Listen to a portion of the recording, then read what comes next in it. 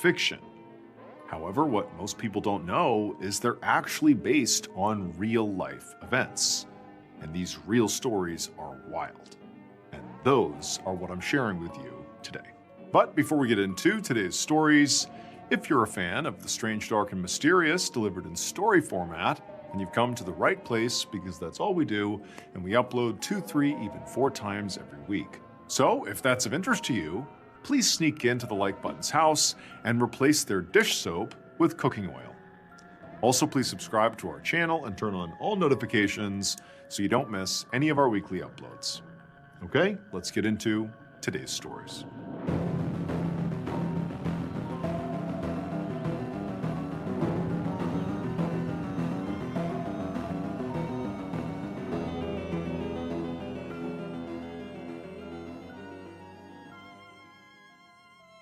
One night in May of 1896, a young opera singer sat inside of her dressing room at the Palais Garnier, which is this huge, beautiful theater in Paris, France.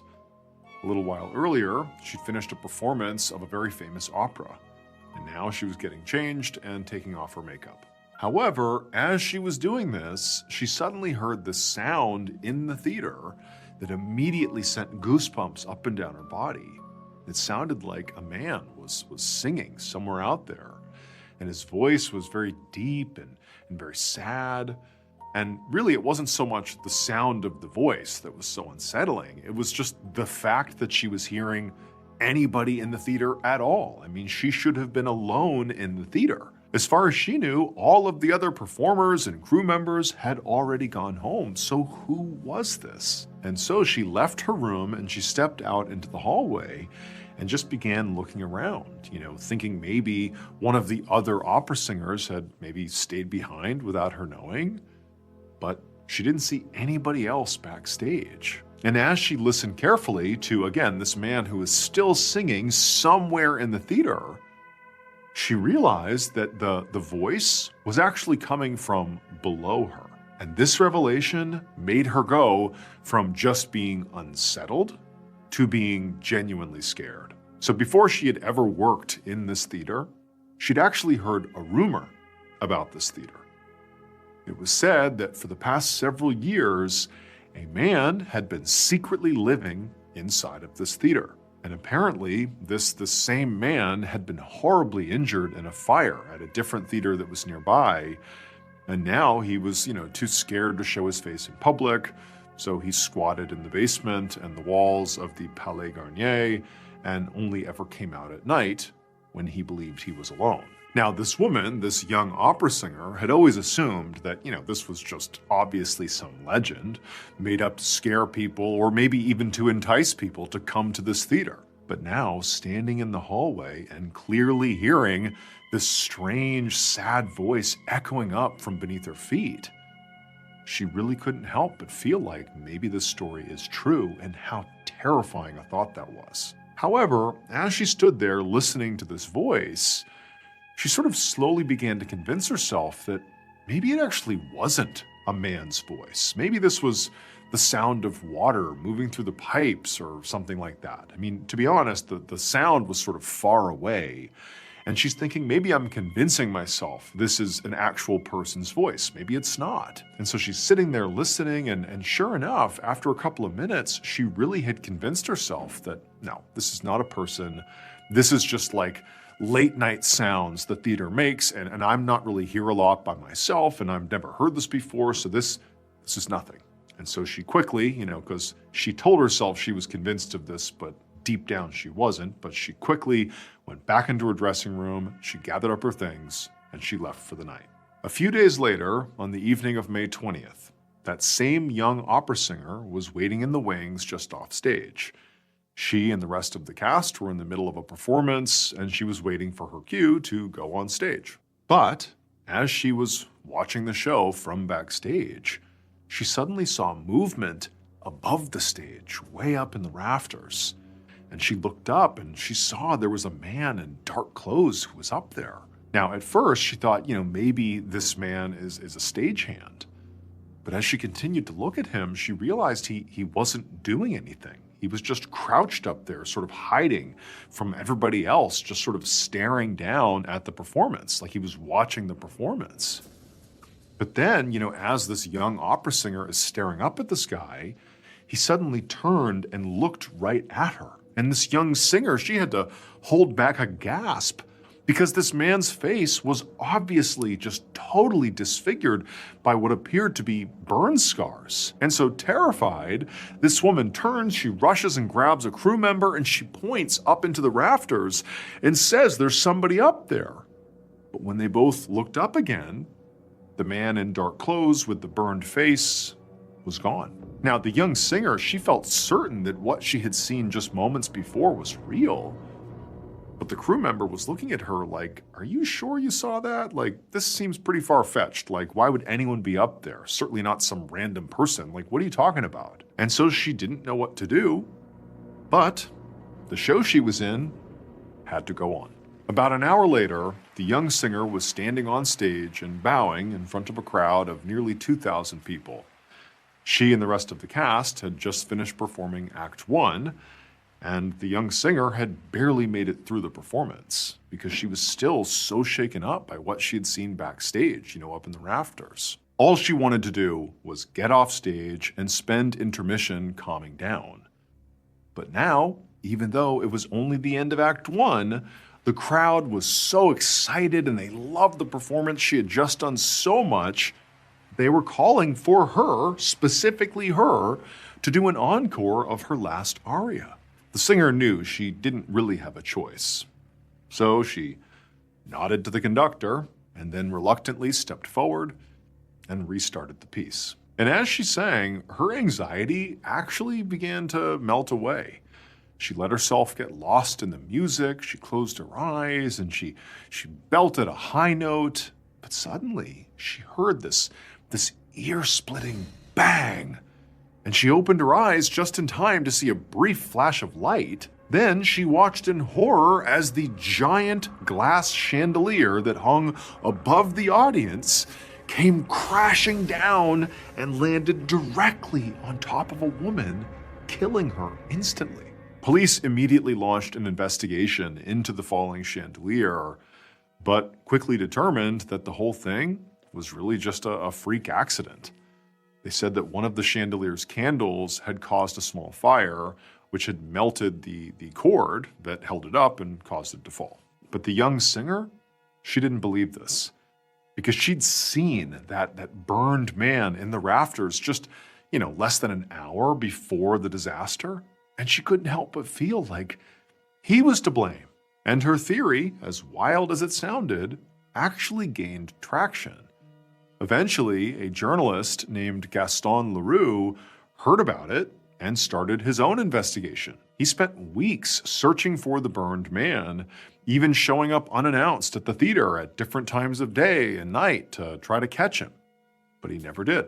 However, Gaston did track down some construction workers who had helped build the theater 20 years earlier, and they claimed they knew exactly who the burned man was. So before the Palais Garnier was built, there had been another theater right down the block.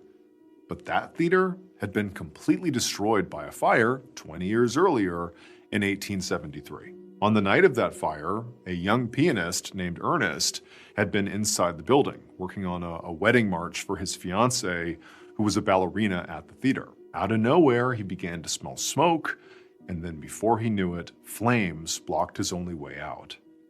He had no choice but to run through the flames, and by doing that, he suffered terrible facial injuries, but he would survive. Unfortunately, though, his fiancée did not make it out. She died in the fire. The construction workers told Gaston that after this horrible tragedy, Ernest had sort of removed himself from society. Like, not only did the burns make it difficult for him to be in public, he was, self-conscious, but also he was racked with grief about losing his fiancée.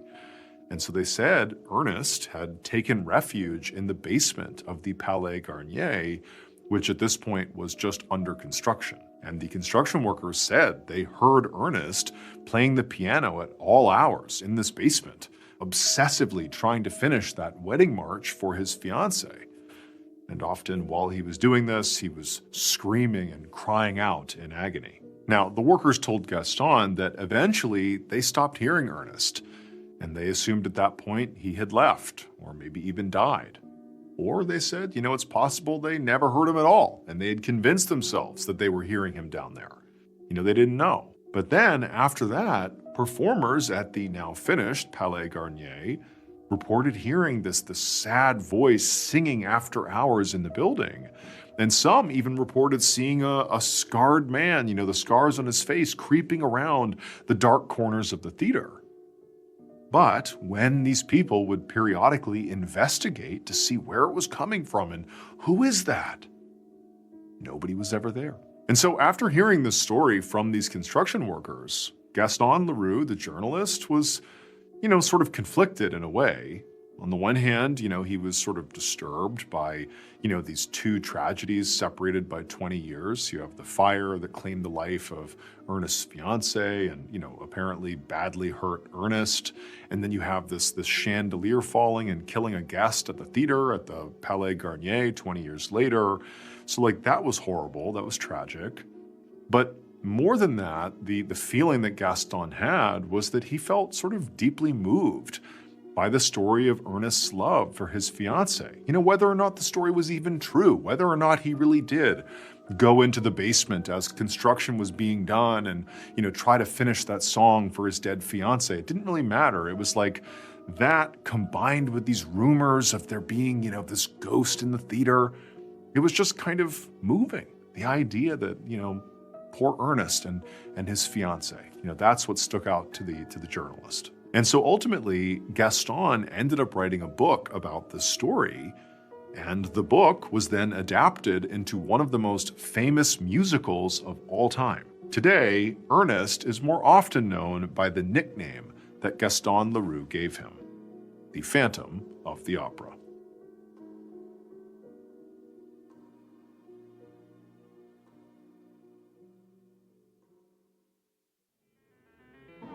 Everyday life is full of moments that you plan for, and also moments that just happen, often when you least expect them. Whether it's part of your normal routine or something unexpected, Amazon is where you go for everyday essentials, making shopping simple and dependable. From running out of household basics to last-minute surprises, Amazon's great deals and low prices on everyday essentials make it easier to handle whatever life throws your way. Everything is in one place, so there's no extra stress or jumping through hoops when time is already tight. Whether it's something you buy regularly or something you suddenly realize you need right now, Amazon makes it easy to find what you're looking for quickly and at a price that feels good. It's straightforward, dependable shopping that makes everyday moments feel more manageable with less stress, fewer steps, and more confidence that your money is well spent. Shop Amazon and save on essentials. Save the everyday.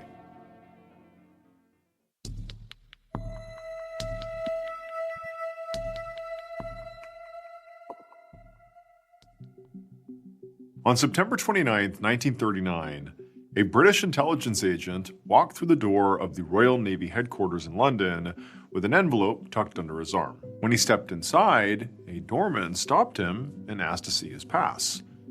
The agent flashed a badge that identified himself by the code name 17F, and the doorman simply nodded and let him through. Agent 17F then continued farther into the building, and he went down this long, silent white hallway to a black door with the number 39 painted on it. After looking around to make sure nobody was watching him, he reached down and he turned the handle and pushed the door open. And right away, he was hit by this brightly lit office, and inside it was absolutely chaotic. The air was full of smoke from tobacco, telephones were ringing off the hook, typewriters were clattering away, and men in dark suits were rushing back and forth. This was the office of Great Britain's Director of Naval Intelligence, and World War II had just broken out just a few weeks ago, so everything was nuts. The spies that worked in this office were literally out gathering intel and analyzing data and also coming up with creative, sort of crazy ways to literally trick the enemy. Now, Agent 17F was not actually an intelligence agent. He was the director's personal assistant. so he had no spy training. But he was very creative and had a way of coming up with schemes that were so crazy they just might work. And that really was a skill the department desperately needed right now. The director was really practical and analytical and pragmatic, and so he sort of liked having someone around in his personal assistant, 17F, whose thought patterns were just much more colorful. I mean, he really thought differently than the director. So Agent 17F very casually walked into this chaotic room, and he strolled across the floor, and he reached the director's door, and he knocked. And a moment later, the director called for him to come in, and 17F walked inside, walked right over to the desk where the director was sitting, and he dropped that envelope he was carrying right on the desk. And the director picked it up, he opened the envelope, and started reading what was inside. And as the director's eyes scanned the page, Agent 17F couldn't help but see what looked like an annoyed look come across the director's face. So inside the envelope was a list of ideas that 17F had come up with for spreading misinformation to the Germans. Basically, they were ways to confuse and misdirect the German military by giving them fake information about what the British were up to. Now, this is a very normal thing that virtually every military does during a time of war. But these specific strategies that Agent 17F had come up with on this list were really out there. I mean, even for his own standards, these were sort of wild.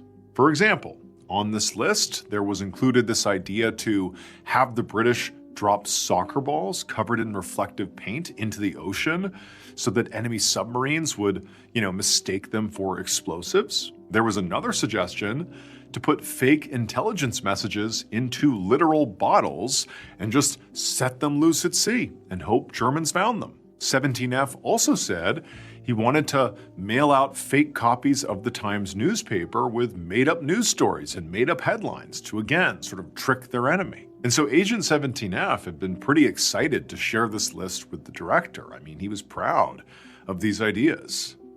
But now, looking at the director, it seemed like he was just getting really frustrated. And so 17F wondered if maybe he had pushed it too far. But just then, the director stopped and clearly was fixated on one particular idea on this list. And he looked up at 17F and he said, actually, this one seems workable. So the idea that the director liked was actually based on something that happened in a crime novel that Agent 17F had read. Agent 17F was suggesting that they borrow a corpse from the naval hospital, dress it in a British pilot's uniform, and put fake dispatches in its pockets with details of a supposed military operation. They then put a faulty parachute on the corpse's back and fly over the German coast and drop the corpse out onto the beach. And when the Germans found the corpse, the idea was that they would obviously assume that this was an actual pilot who had died when his parachute failed. And then if they believed that, well, they'd very likely believe that the information the British agents planted in the corpse's pockets were actual military secrets that they'd intercepted. And so in the end, the director told Agent 17F that, you know what, this is actually pretty good. You did a good job after all. And so by the time Agent 17F left the director's office and walked over to his own desk in the corner, he was feeling proud that at least one of his big swings had potentially landed. 4 years later, at a pivotal moment in World War II, the British put a version of 17F's plan into action. They called it Operation Mincemeat, and amazingly, it worked. British spies did plant a corpse out on the beach with the faulty parachute, with documents in its pockets saying that the Allied powers of America and Britain were going to invade Greece and Sardinia, which prompted the Germans to move a ton of their troops away from the Allies' real target, which was the island of Sicily. Sicily is part of Italy, and Italy was allied with Germany during World War II. And so thanks in part to Operation Mincemeat, 17F's big idea, the Germans were totally caught off guard by the invasion of Sicily, and the Allies captured the entire island. This then paved the way for an invasion of mainland Italy, which was a major turning point in the war. And again, it was all because of this one idea inspired by Agent 17F. Now, to be clear, Agent 17F was not personally there for the invasion, and he didn't publicly get credit for his role in planning it, even though Operation Mincemeat would become pretty famous. But anonymity was super important for anyone working in intelligence, which 17F was. And when the war ended, 17F might have stayed a ghost forever. But one slow afternoon at the end of the war, when the chaos in room 39 had died down and there were only a couple dozen people still working out of that office, Agent 17F was sitting at his desk in the corner, and the other agents nearby were talking to each other about what they were going to do next. And Agent 17F, even though he wasn't a part of their conversation, internally, he sort of asked himself the same question, like, what am I going to do next? I mean, he was so good at coming up with these wild ideas, and he really had so much fun doing it. Like, how could he just stop doing that and go have a normal job? Like, this was his calling. Doing what he did now is the only thing he wanted to do. But then he realized as he was sitting there that maybe he didn't have to stop doing this. After the war, for years, Agent 17F kept on coming up with fantastical spy ideas. But this time, instead of giving these ideas to the government, he wrote them all down with the intention of someday making a book around these ideas. And finally, in 1953, he published the first book under his real name, Ian Fleming. And his book was wildly successful, and he went on to write more books all about this same character who was a spy. And that spy's name was James Bond.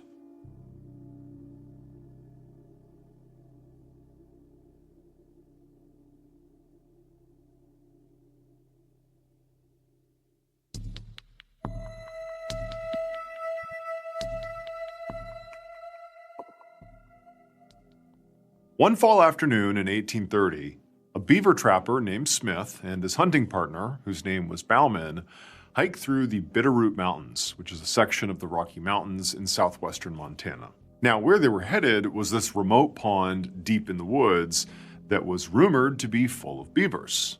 However, despite that, nobody really ever dared to go there, because the area was also said to be cursed. Now, the reasoning behind, this rumor, the cursed rumor, is that about a year ago, a hunter had traveled to the pond on his own and he'd never come back home.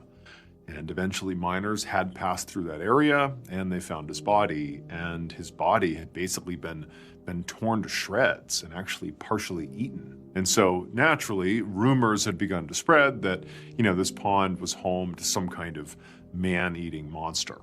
But Smith and Bauman, they didn't believe in curses or monsters. They believed in money, and they knew that they'd make a lot of money from all the beavers they would catch at this pond. And so after several hours of hiking through the forest, Smith and Bauman did finally arrive at this cursed pond, and they hurried to set up their camp. They gathered firewood and they built a lean-to where they would stay for the next few nights. And then after that, they set up a few beaver traps around the pond and then followed this nearby stream several miles uphill and set up beaver traps along the way. And so when they were done setting all these traps, it was around sunset, Smith and Bauman decided to head back to their camp, the lean-to they had set up, and make some dinner and then go to bed. And so down the hill they went, and they're getting closer and closer to their campsite. And keep in mind, there's nobody else out here. They are in the middle of the forest. And as they're approaching their campsite, when they got within range and could actually see it, they just stopped. Because their lean-to they had put together as soon as they got there, their lean-to and all their gear had basically been torn to shreds. It's like their campsite had a tornado come through it, and everything was just kind of all over the place. And there was no people, no animals, no nothing. It was like something had happened while they were up the hill setting up these traps. Now, Smith and Bauman, their reaction was not, oh my goodness, like a monster came through here. They're like, great. A bear must have come through, because bears were in this area. So this is like a nuisance at this point. This is not confirmation that the pond is haunted and that there's a monster here. They're just like, great, we got to reset up our camp now. So the two men walked over to their destroyed campsite and began rebuilding it. But as they were, putting their lean-to back together and, packaging up their gear back into their bags, something really stood out that was pretty odd. So they're thinking that a bear must have come through here. And why would a bear come through here? Why would a bear tear all this stuff apart? Well, because the bear would be looking for food, as bears are known to do. But as they're packaging things up, both Smith and Bauman are seeing that none of their food was taken. Like, no food has been taken, and quite a bit of it was out in the open. So there certainly was opportunity, but it wasn't. And so they're thinking that's so weird. Like, clearly a big effort was made to look through the campsite for something. It wasn't like an animal came over and just batted it around and then left. There had to be a reason. Like, what were they looking for? Like, what's going on here? That's so odd. But both men figured that what likely had happened here was, as they were coming back down the hill, this bear must have heard them and ran off before taking their food. And so ultimately they felt like they had just gotten really lucky here. And so Bauman went to go start a campfire to make their dinner, and Smith finished putting back together their lean-to camp. But just a little while later, as Smith reconstructed their lean-to, he couldn't shake the feeling that there really was something odd about whatever had happened here. They had this explanation that maybe they got lucky, but it just felt sort of weird, especially considering that there was lots of lore about this place being kind of dangerous to people. Forget whether it's a curse or a monster. There was just a fear that something odd was going on here. And so Smith, he said to Bauman, hey, I'm just gonna, for my own sanity here, look around and just look for tracks. Let's confirm that this really was a bear. And so, Bauman's like, great, go for it. He's, setting up the fire. And Smith, began walking away from the campsite looking for tracks. However, after stepping just a few feet away from, the campfire and their campsite, Smith realized it was just too dark out to actually see anything on the ground. So he went back to the campsite, he grabbed a torch, and he lit it in the fire that Bauman had made. And then now, with this light source, he left the campsite and began scanning the ground, looking for, the tracks from this bear. And at first, he didn't see anything. There were no tracks. It was just, some broken leaves, and there were some broken sticks and some, brush that had been sort of trampled over that suggested an animal had come through here. But again, there were no tracks. And so he's walking farther and farther away from their campsite until he gets to this clearing that was actually not very far from their campsite. But in this clearing, he found some tracks. There were these massive paw prints that were in the ground, tracks from this animal with huge claws, like massive, massive paws that certainly suggested this was a bear. And in a way, this was sort of reassuring for Smith, because ultimately he was going out here to confirm that this was a bear, right? This wasn't anything else, this was a bear. But as he's looking at these tracks and watching them sort of meander their way through this clearing and, back off into the woods, he noticed something strange about these tracks. Yes, they were paw prints that certainly suggested they were a bear. But the way they were landing in the ground suggested it was just 2 paws, not 4. And a bear walks on all 4. Whatever creature was leaving behind these prints was walking on 2 legs. Bears don't do that. And so Smith couldn't help but feel like a little unnerved. I mean, he's seeing clear as day prints of a bipedal creature with huge paws, huge claws, walking around near their campsite. I mean, what did this? Is this a bear? He knew bears could get up on their hind legs, but they don't walk very far on just their hind legs. And so this was unsettling. And again, as much as he wasn't scared of, the curse or monsters that were out here, it was hard not to think, like, is there truth to that stuff? And so Smith, sort of rattled, he turns around and hustles back to the campsite, and he tells Bauman, I found tracks, and I think it's bear tracks. But whatever it is walking around on 2 legs. I'm telling you, it's 2 legs. There's no 4-legged creature walking around. And Bauman laughed. He actually thought that Smith was just like playing a joke on him, like, you're trying to scare me out here, right? But Smith is like, I'm not joking. Like, I'm telling you, the tracks 100% are of an animal walking around on two legs, and it appears to be an enormous bear, you know? And, Bauman at this point, he's like, well, bears can walk on their hind legs, but both of them are like, yeah, but again, not for long periods of time. And so the two men really didn't know what to make of this. I mean, by this point, their campsite was set back up, they had their fire, their things are sort of back to normal, and they're not hearing any animals or anything odd in the vicinity. And so pretty quickly, they both were like, well, I guess that was just a standing bear. Hopefully it doesn't come back. And they just sat down by the fire and ate their dinner. So after dinner, the two men eventually did decide to just go to sleep. They were sort of in denial about the weirdness that was going on at their campsite, but they had both sort of, without saying anything, elected to just not talk about it and just bury those feelings and just ignore this gut instinct, this almost primal instinct that something was off here. And so the two men, they climbed into their lean-to tent together, and they lied down next to each other, and eventually they drifted off to sleep. Several hours later, when Smith and Bauman were both fast asleep inside of this lean-to right next to each other, there was this loud, almost moaning sound coming from somewhere in the forest. And it was loud enough that it woke both Smith and Bauman up. And so they sit up inside of their lean-to. It's dark, but they can basically see each other. And they're sort of saying to each other, like, hey, did you hear that? Like, what was that?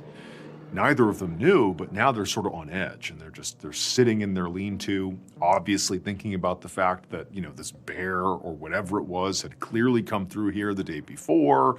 They're hoping it's not coming back, and they're sitting there listening really intently to the noises coming from the forest. And there are regular night noises, all across the forest, bugs and birds and animals, that kind of thing. But as they're straining to listen, they can hear something huge is making its way through the tree line in their direction. And so Bauman sort of reflexively grabbed his rifle, and he's just holding onto his rifle, wondering what he's going to do. And Smith, too, is sort of not sure what to do. And then at some point, as whatever this is got close enough to their lean-to, they can't see it. They're too scared to poke their head out to look, but they know it's getting closer. When it got close enough, they began to smell whatever it was. It was like this musty earth smell.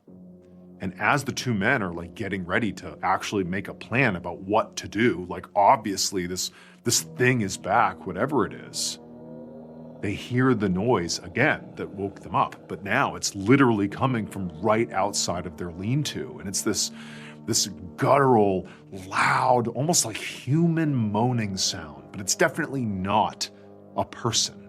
It's just this eerie, low rumbling sound, and it's right outside the tent. And Bauman, as soon as he heard this, he just turned and he aimed his rifle and fired basically roughly in the direction of where this thing was, which again is right outside their lean-to. And as soon as he fired, both men heard the sound of this huge creature right outside their lean-to turn and start running into the forest, just bounding through the trees. Trees are crashing. It's this totally chaotic sound as this huge thing is retreating into the woods. And then at some point, all the noise stops and they don't hear it again. And the two men are like so frightened by whatever this was. It certainly didn't feel like a bear.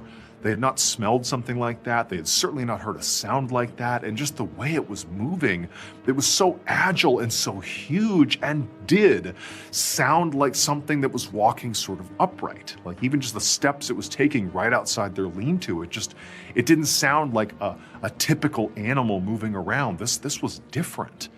And so the two men, they're terrified and they're just up all night, waiting for this thing to come back.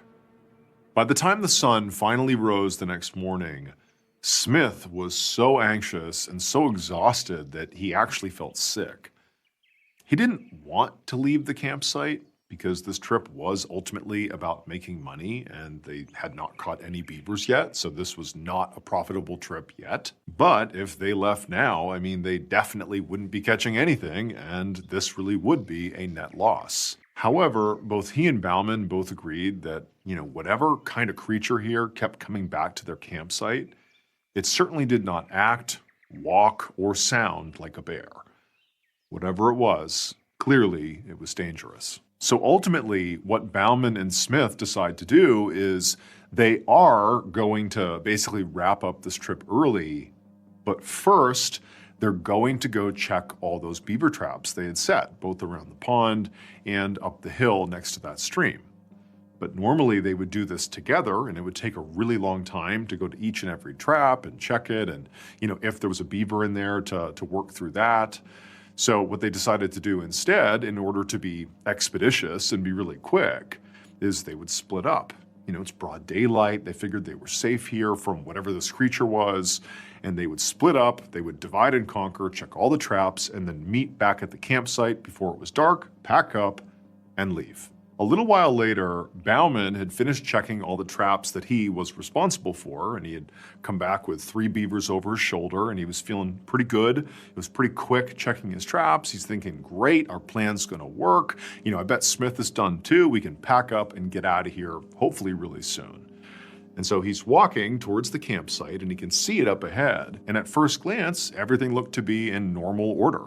The lean-to was still set up, and he could see there was some gear stacked up on the ground. And so as Bauman got closer to the camp, he began calling out to his friend, to Smith. And Smith didn't call back. Now, Bauman didn't really know if Smith was actually back to the campsite yet. He could still be out checking his traps. So Bauman, he walks into the campsite, and Smith is not there. But that gear that he saw from a distance sort of stacked up in the middle of the campsite, well, it was Smith's gear, and he had packed it all up and stacked it there, which certainly suggested that Smith had finished checking his traps, had packed his stuff, and had to be nearby, like he was getting ready to leave too. And so Bauman's thinking, okay, I just gotta find him. Maybe he walked off somewhere as he's waiting for me. And so Bauman, he puts his beavers down and continues calling out for Smith, just sort of wandering around, the rough vicinity of the campsite, hoping to find Smith.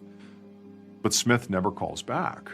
And Bauman's getting a little worried. Again, they're obviously on edge here. Some weird things have been happening here. That creature obviously totally freaked them out. And so, Bauman is yelling louder and louder, and he's sort of moving faster and faster, trying to find some sign of where Smith went. And at some point, Bauman makes his way into that clearing where the night before, Smith had actually found those tracks that showed, this bipedal creature moving around.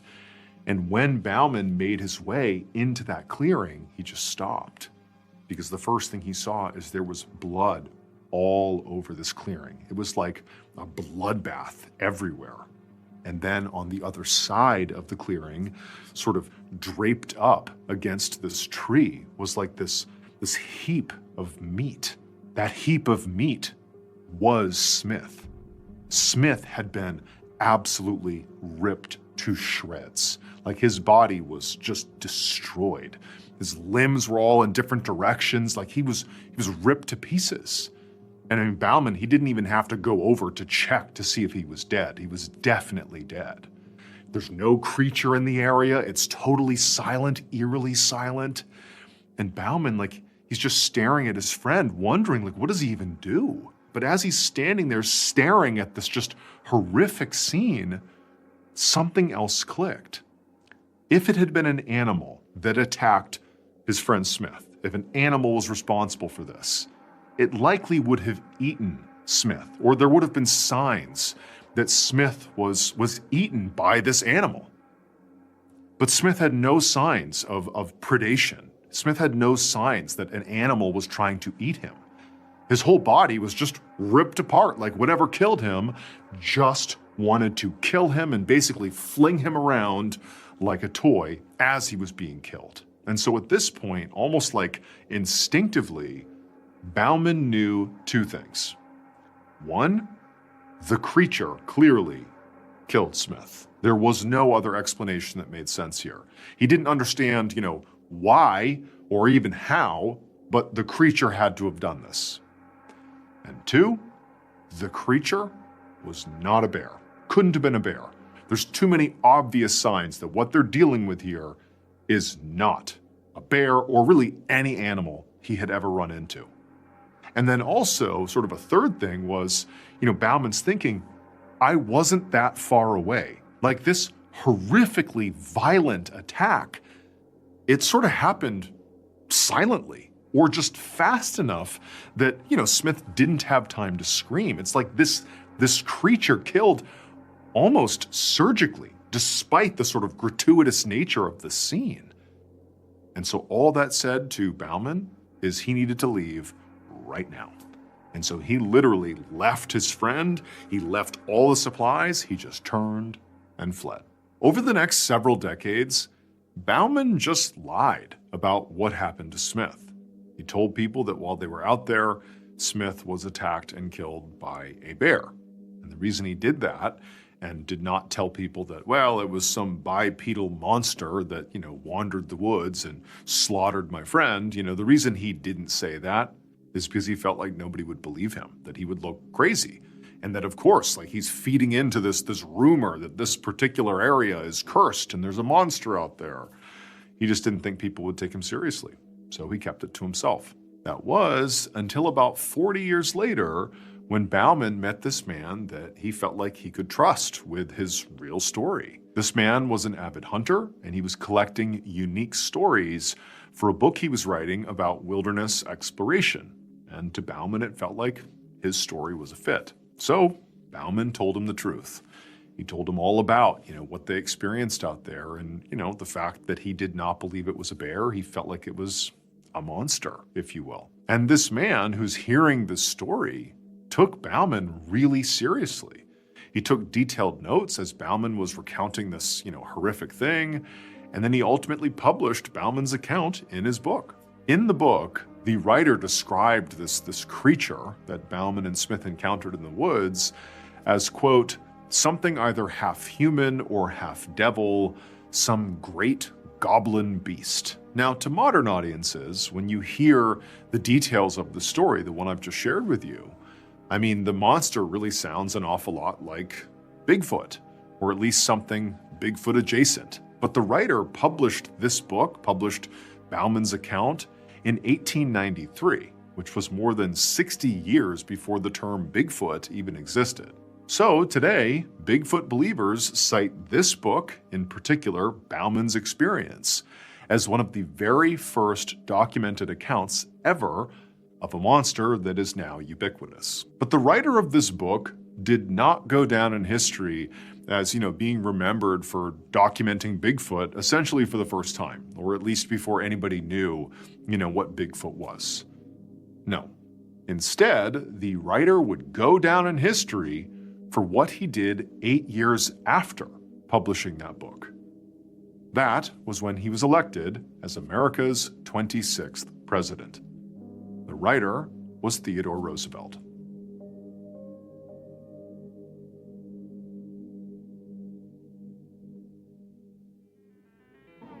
Thank you so much for watching.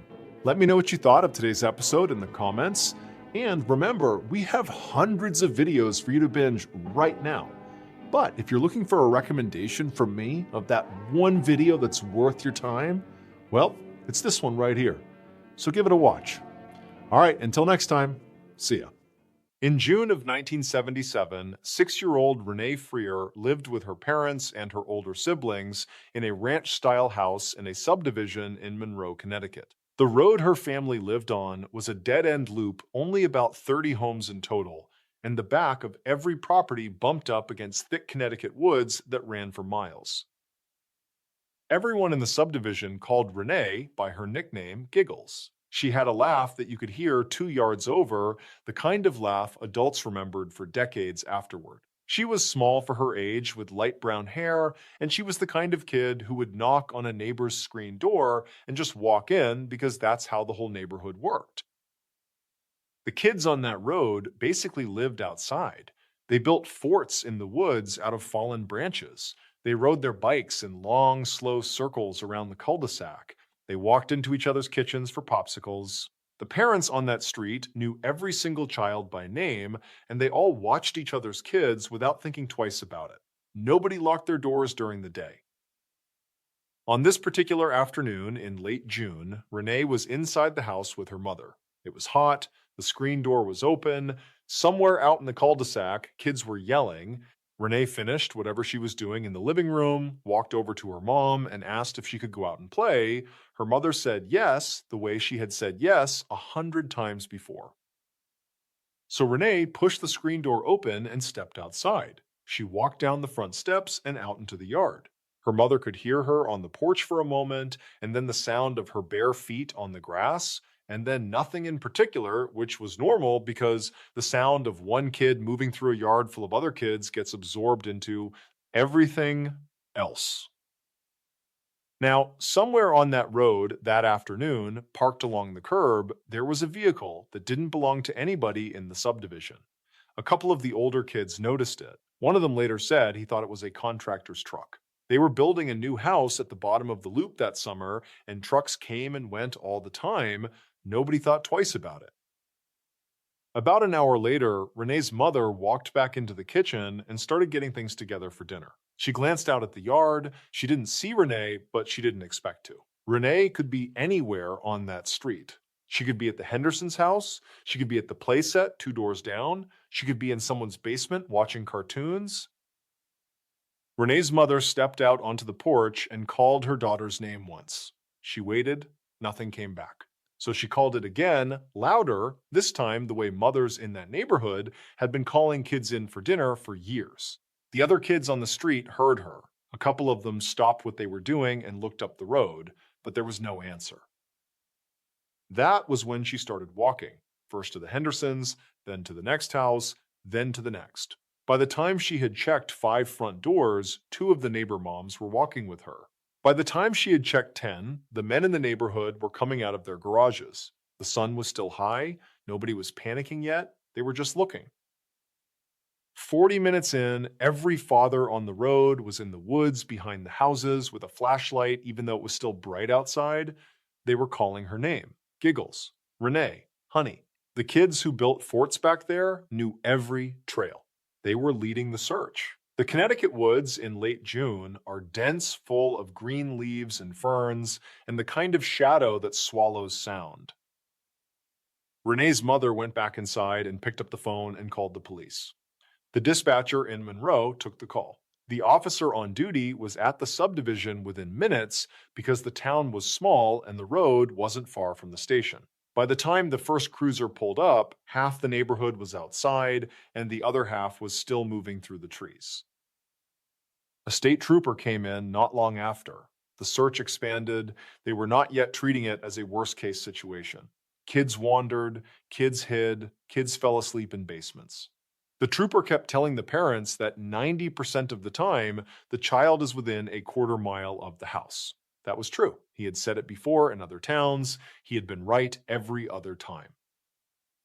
The woods behind the subdivision were full of small clearings where the kids built things over the course of the summer. Forts, hideouts, teepees made of dead branches leaned against tree trunks.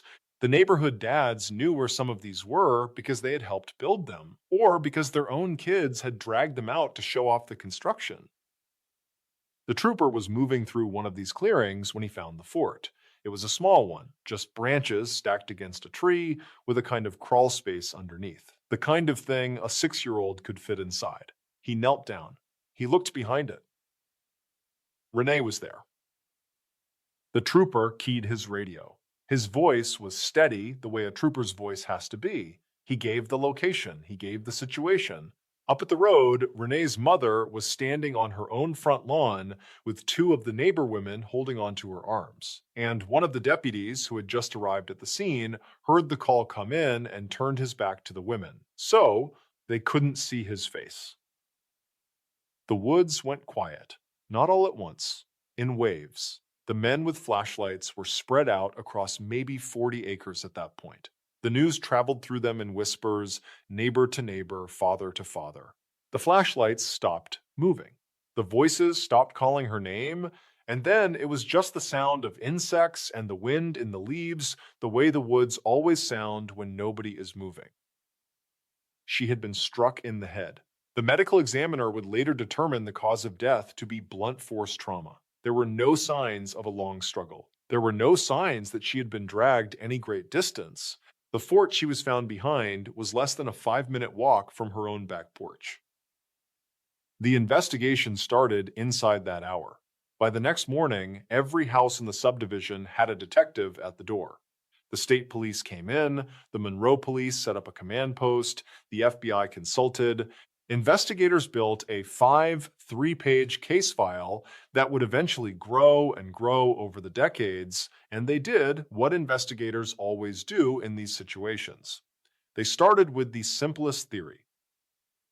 The simplest theory was a stranger, a drifter, someone passing through on the highway that ran a few miles away who had pulled off, walked into the woods, encountered Renee, and disappeared. That theory had the advantage of being comforting. It meant that the killer was no longer in the neighborhood. It meant the neighborhood was safe again. But the deeper investigators looked, the less that theory held. The brush leading into the clearing was undisturbed in the directions you would expect a stranger to come from. There were no tire tracks on the access road behind the woods. There were no reports from any neighboring street of an unfamiliar vehicle moving through the area that afternoon, except for the one parked truck that several kids had noticed, which turned out to belong to a contractor with a clean alibi. And there was the timing. Renee had been outside for less than 20 minutes when her mother first looked for her. 20 minutes. To get a small child off a front lawn into the woods to that particular clearing behind that particular fort without being seen by any of the other kids on the street and without leaving a trail, you would need to know the layout. You would need to know which paths the kids used and which ones they didn't. You would need to know where to step. A stranger doesn't know that. A stranger from the highway has never been in those woods. The detective stood in that clearing the next morning and looked back through the trees toward the houses, and they could see roofs and porches and laundry on lines, and they understood very quickly that whoever had done this had done it. From inside the neighborhood, not from outside of it. The pool of suspects was 30 houses wide. That was the entire pool. Every adult man on that road was interviewed. Every contractor who had worked on the new build was interviewed. Every relative who had visited that weekend was interviewed. Polygraphs were offered. Some were taken. Some were refused. Detectives sat in living rooms across that subdivision drinking coffee that the suspects' wives had poured for them and asked careful questions. Nobody confessed. Nobody slipped. The neighborhood kept its mouth shut the way small neighborhoods sometimes do when the answer they're being asked to give would mean turning on someone they had a barbecue with the weekend before. Detectives left those living rooms with the strong feeling that they had just been in the same room as the killer and they had no way to prove which chair he had been sitting in. The case did not get colder all at once. It got colder slowly. Months went by, then years. Detectives retired. The file moved from one desk to another. The neighborhood kids grew up and moved away. The contractor finished the new build at the bottom of the loop, and somebody else moved into it. The woods behind the houses kept doing what woods do, which is grow over everything. The forts collapsed. The trails closed in. Decades later, the Connecticut Cold Case Unit pulled the file off the shelf. They offered a $50,000 reward for information leading to an arrest. They re-interviewed everyone they could still find. Some of the original suspects were dead by then. Some had moved across the country. Some still lived in the same houses on the same road with grandchildren of their own playing in the same backyards. No one came forward. To this day, the case of Renee Freer is officially open. The subdivision is still there. If you drive through it now, it looks like a perfectly ordinary New England neighborhood. 30 houses on a dead-end loop, trees in the back. A few of the families who lived there in 1977 are still on that street. The woods have grown back in over the spot where the fort used to be. The thing that investigators came to believe, the thing they would say off the record but never on the record, was that the killer didn't leave. The killer was at the search. The killer helped look. The killer carried a flashlight through those woods in the late afternoon and called Renee's name along with everyone else. The killer was at the funeral. The killer waved at Renee's mother for years afterward every time she pulled out of her driveway. That's where this case sits. A small girl, a screen door, an afternoon that was supposed to be like every other afternoon that summer. 30 houses, one killer, 50 years of silence. The file is still on a desk somewhere in Connecticut. The reward is still on the table. And whoever did it, if they're still alive, is now an old man sitting somewhere knowing. From a Connecticut cul-de-sac in the long heat of late June, we're going to move across the Atlantic now, north and east, to the west coast of Scotland in the cold gray of late autumn. From a 6-year-old at noon to a 22-year-old at a bus stop, from dense green woods to a slow gray river, and from a body that was found within an hour to a young woman whose body has never been found at all. It's Saturday morning, the 9th of October, 1976. The town of Saltcoats on the west coast of Scotland. A 22-year-old woman named Patricia Black finishes her tea, tells her family she's going into Irvine to do some shopping, and walks out the front door. She'll be home in a few hours, she says. Nothing about the morning feels different from any other Saturday morning. Patricia, who everyone in her life called Tricia, lived with her family in Saltcoats, a small coastal town on the Firth of Clyde. Saltcoats sits right on the water, the kind of place where the wind comes off the sea and finds you no matter what street you're standing on. In October, it's gray by 10 in the morning, the kind of gray that doesn't really lift all day. Tricia was 22, which in 1976 meant she had been making her own way around that part of Ayrshire since she was 14 or 15.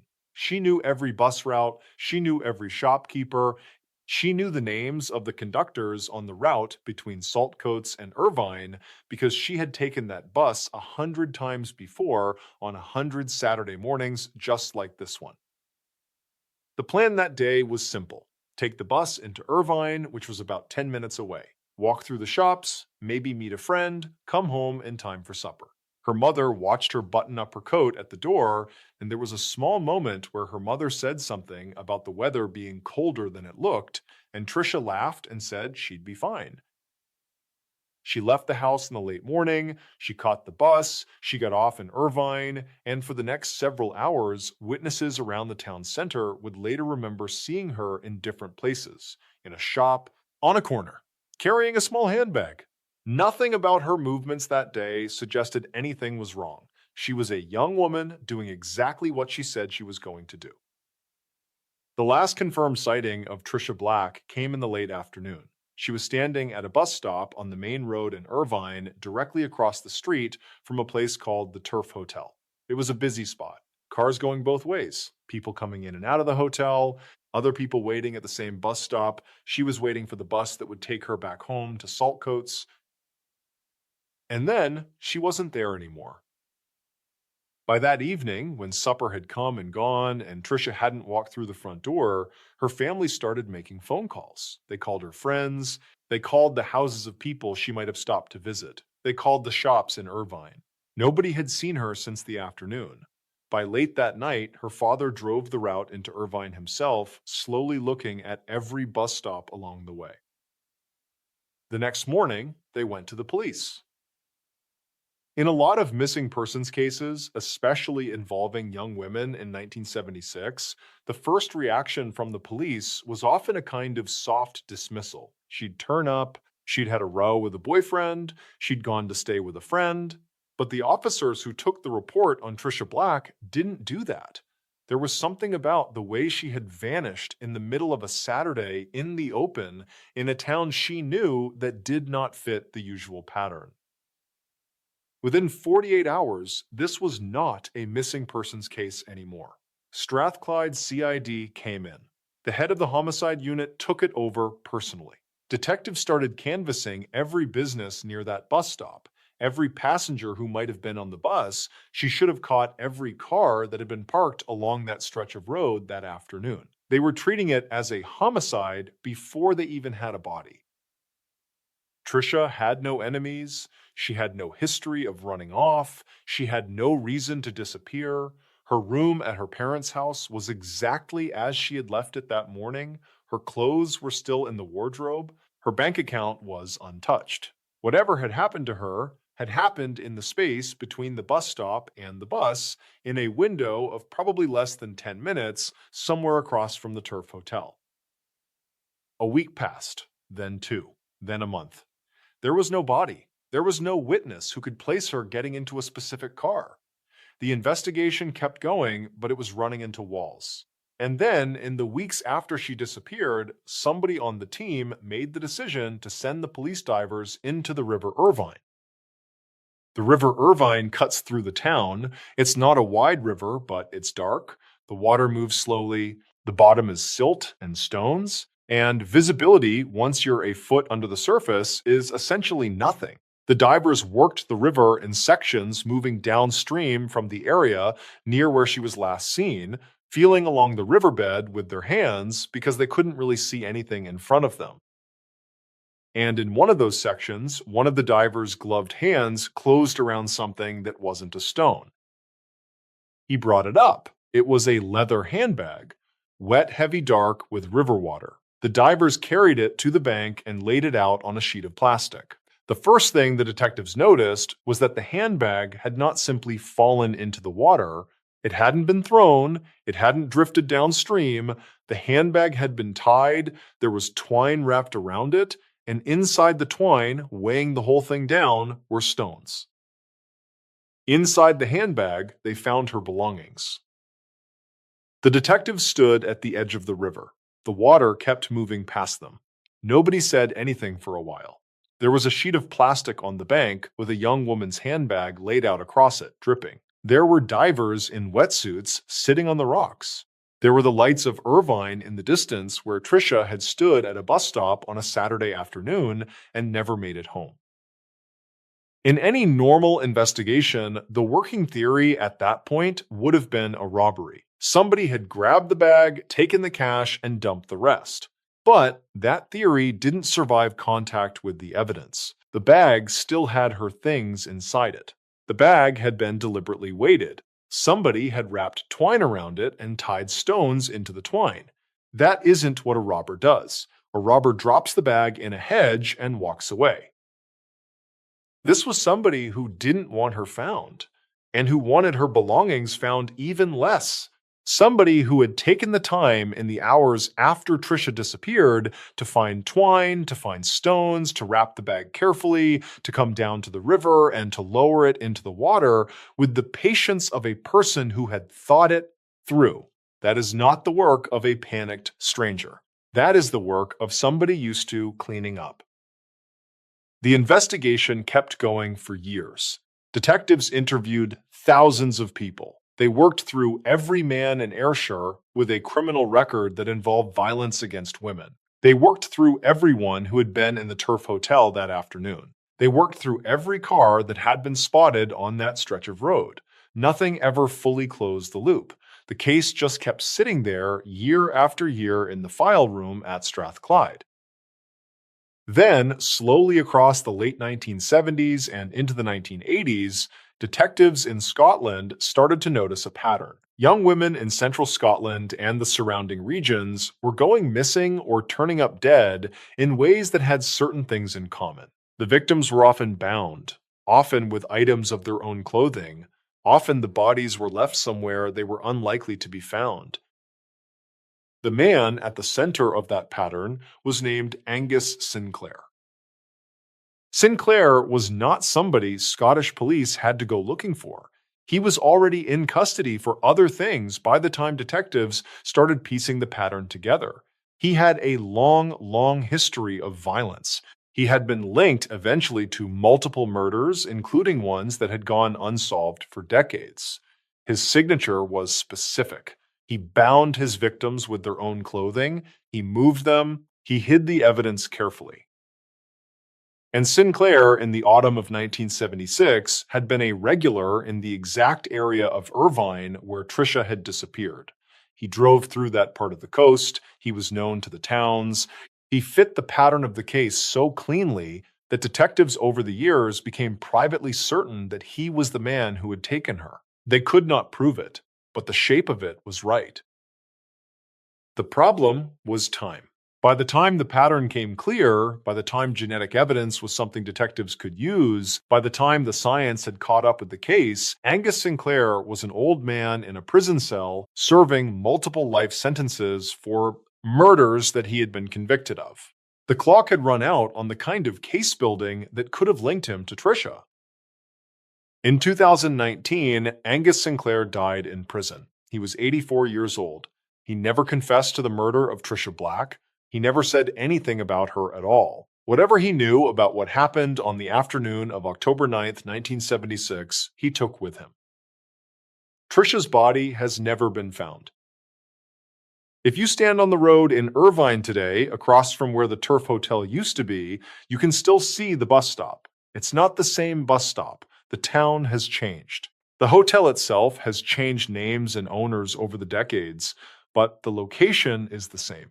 A bus still pulls up to that corner on Saturday afternoons. People still wait there. The road still runs down toward the river. The handbag is in an evidence locker. The twine is in an evidence locker. The stones are cataloged. Trisha's case is officially classified as unsolved. Her family, for almost 50 years, has lived with a version of grief that doesn't really have a name because there has never been a body to bury and there has never been a man in a courtroom to look at. What detectives believe happened, based on everything they pieced together over the years, is this. Trisha was standing at the bus stop, a car pulled up, the driver was somebody who either by appearance or by manner did not register to her as a threat. She got in or she was put in. Whatever happened after that happened fast, and it happened in a vehicle somewhere on the short drive between Irvine and the river. By the time darkness fell on the 9th of October, Trisha was gone, and her handbag was at the bottom of the River Irvine, wrapped in twine and stones, waiting to be found by a diver's hand in the dark water weeks later. From a grey river in the west of Scotland, where one woman vanished on a quiet Saturday and the killer cleaned up afterward with the calm of someone who had done it before, we're going to move halfway around the world now, to Tokyo. To the dead of winter a few months after Trisha disappeared, to a city of millions of people and a killer who didn't pick a single victim at all. A killer who left the bait on a shelf and waited to see who would pick it up. On a cold January evening in 1977 in the Shinagawa district of Tokyo, a 17-year-old factory worker named Kunio Daikoji was making his way home after a long shift. He was tired, his coat was damp from the night air, and he was walking the same route he walked every evening. A short walk down a side street, past the same shops, past the same small businesses, past a public telephone booth that sat on the corner the way it always did. Tokyo, in the middle of 1977, was a city of about 11 million people. And on any given evening, the streets near the train stations were full of office workers heading home and shopkeepers closing up. The neighborhood where Kunio walked that night was not unusual in any way. It was a quiet residential street, mostly empty after dark, with the soft hum of vending machines and the occasional sound of a train in the distance. Kunio was a high school student during the day, but he worked evening shifts at a factory to help his family. His route home that night took him past a telephone booth on the corner of a small intersection. The booth was the standard kind. Glass on three sides, a folding door on the front, a single phone mounted on the back wall, and a small ledge below the phone where people sometimes set things down while they were talking. As Kunio walked past the booth, something on the ledge caught his eye. A glass bottle of Coca-Cola, full the cap, still on. It was sitting upright on the shelf, perfectly placed, as if someone had stepped into the booth, set the bottle down to make a phone call, and then walked off without it. The label was clean, the seal looked untouched. It looked in every way like a bottle of Coca-Cola that somebody had just bought and then forgotten. Now, in Tokyo in the late 1970s, this was not a strange thing to find. People left things in phone booths all the time. Umbrellas, newspapers, lighters. A bottle of soda sitting on the ledge of a phone booth at night was the kind of thing a tired teenager walking home from a long shift might glance again and then decide was a small gift from the universe. Kunio stepped into the booth. He picked up the bottle, he turned it in his hand and looked at the cap, which seemed sealed. He twisted it off, and the seal broke the way it would on any new bottle. He raised it to his mouth and took a long swallow. He didn't make it more than a few steps from the booth before he collapsed on the sidewalk. A passerby saw him fall and ran to him. The man knelt down. Cuneo was conscious for a moment, trying to speak, but his body had already started to convulse. Whatever was happening to him was happening fast. The passerby ran for help. By the time an ambulance reached the scene, Cuneo was unresponsive. He was rushed to a hospital, but there was nothing the doctors could do. He died within the hour. The cause of death, the medical examiner determined the next morning, was acute cyanide poisoning, a massive dose. The kind of dose that once it's in the bloodstream doesn't give the body time to do anything about it. The detectives who came to the scene that night had to work backward from the body. What had he eaten? What had he drunk? Where had he been? And somewhere in the early hours of that investigation, somebody asked about the bottle. The bottle was found on the sidewalk near where Cuneo had fallen. It was tested. The Coca-Cola inside had been laced with potassium cyanide. The cap, which had appeared sealed, had been carefully removed at some point earlier, the poison added, and the cap put back on so neatly that a tired teenager looking at it in a phone booth would have no reason to think anything was wrong with it. The detectives in Tokyo had a problem on their hands that they had never really seen before. Somebody had left a poisoned bottle in a public place, not for a specific person. Just left it sitting on a shelf, waiting for whoever happened to walk by. There was no target. There was no motive that connected to the victim. Cuneo had been picked by the bottle, not by the killer. Whoever the killer was, they had never met him. And then, less than 24 hours later, it happened again. A few kilometers away, in a different part of Tokyo, a 46-year-old man named Hiroyuki Sugiyama was walking near a train station when he noticed a bottle of Coca-Cola sitting by the side of the road. Same kind of bottle, same sealed-looking cap, same casual placement as if somebody had just set it down and walked away. He bent down, picked it up, and took it home. When he got home, he opened the bottle, he took a sip, and within minutes, he too was on the floor of his own apartment, dying of cyanide poisoning. His family called for help, the ambulance came. He didn't survive the trip to the hospital. By the next morning, Tokyo had 2 dead bodies, 2 poisoned Coca-Cola bottles, and a problem that was about to become one of the largest investigations in the history of the Japanese police. Because if there were 2 bottles, there might be 3, or 10, or 50. Nobody knew how many of these things were out there. Nobody knew if the killer was finished or just getting started.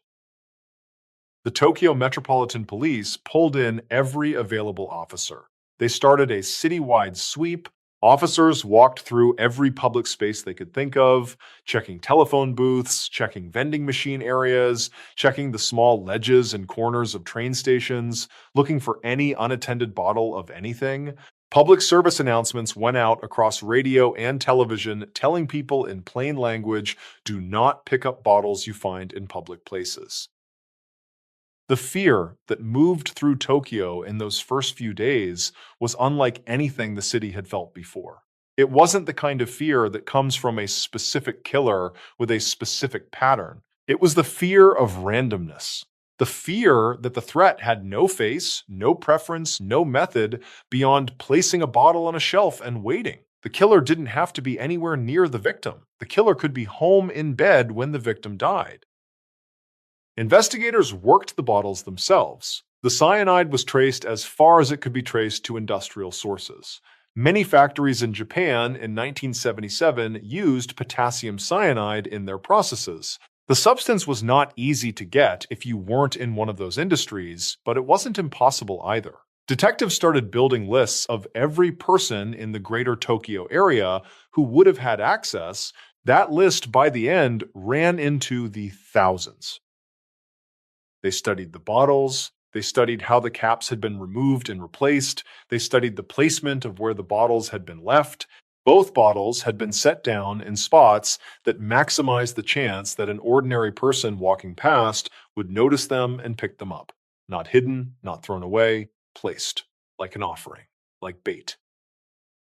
And then, just as the case was settling into a long, grinding investigation, a new development arrived. Not in Tokyo, in Osaka.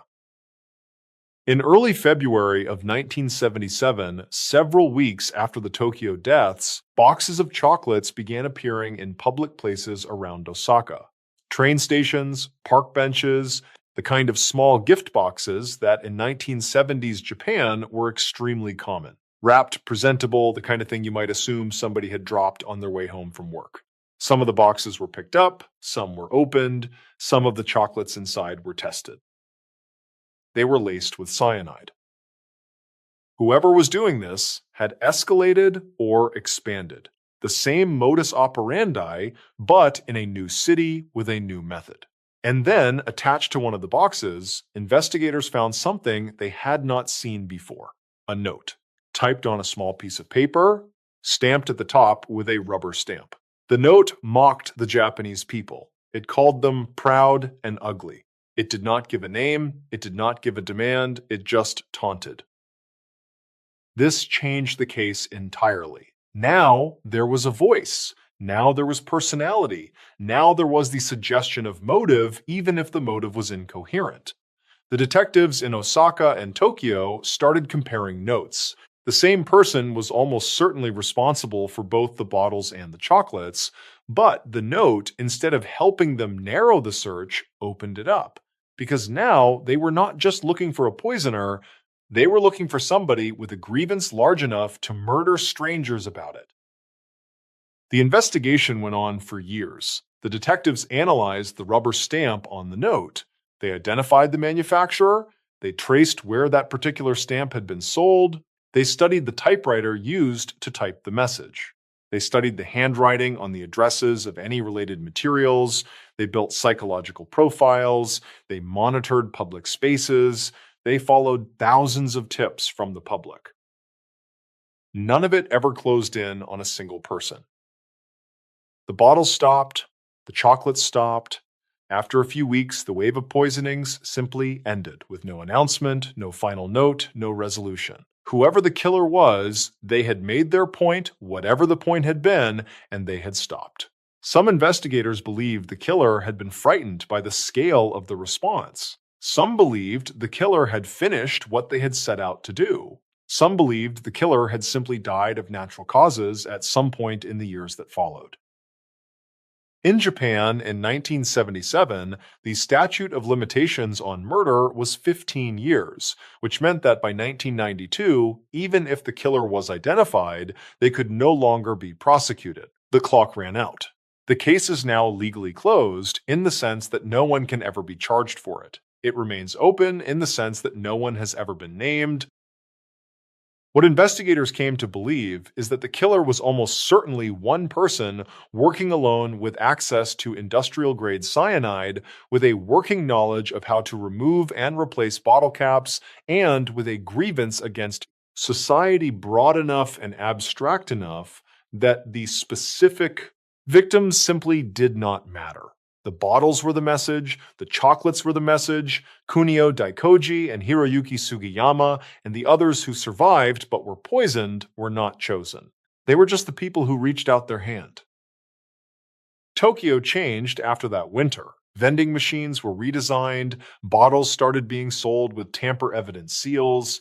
The casual habit of picking up an unattended drink from a public space disappeared overnight and never came back. Parents told their children, companies told their employees. The case became one of those events that quietly rewrote the rules of how an entire country interacted with its own public space. To this day, the killer has never been identified.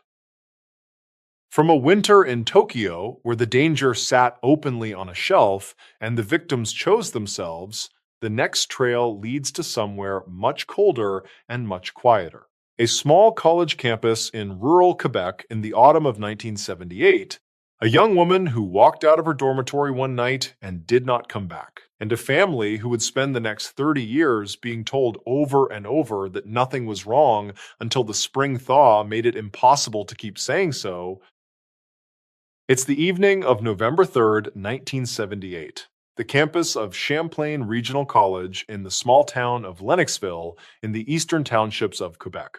A 19-year-old student named Teresa Allure is in her dormitory room getting ready to head out for the night.